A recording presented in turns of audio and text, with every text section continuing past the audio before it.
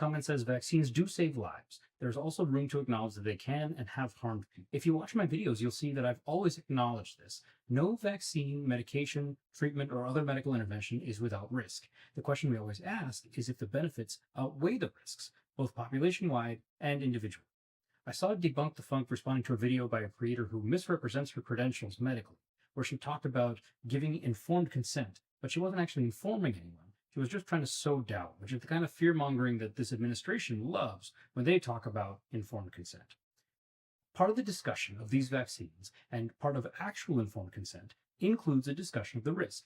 My doctor knows that I'm a doctor, so when they give me the paper with the information, they know that I know about this stuff.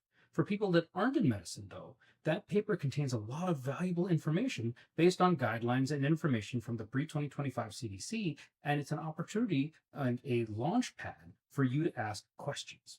The information and discussion always acknowledge the potential adverse effects and what to watch for, but they also acknowledge, the same way I do anytime I do informed consent for any treatment, the frequency, which for vaccines, the frequency of serious adverse effects is extremely low. With the COVID vaccines, for example, the frequency of myocarditis was somewhere between 12 to 27 cases per million shots.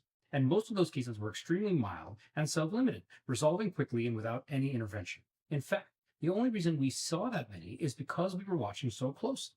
The only reason myocarditis is still in the news as much as it is because people like Peter McCullough, Tracy Beth Hogue, Vinay Prasad, they've made it their entire personality to over-exaggerate that risk, to the point where they keep pretending that asymptomatic rises in cardiac enzymes are the same as symptomatic heart failure and myocarditis, because it wins them more money and government clout with this administration.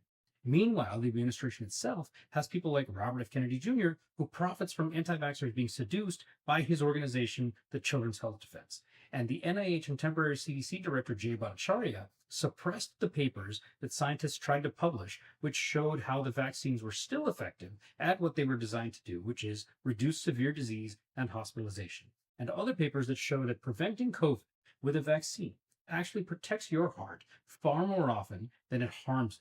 Those papers have now been published after much back and forth and scientists fighting to make sure that the truth is known. These vaccines all come with a small amount of risk, which we can talk about, but your chances of being harmed worse by the actual disease that we're trying to prevent are so much higher.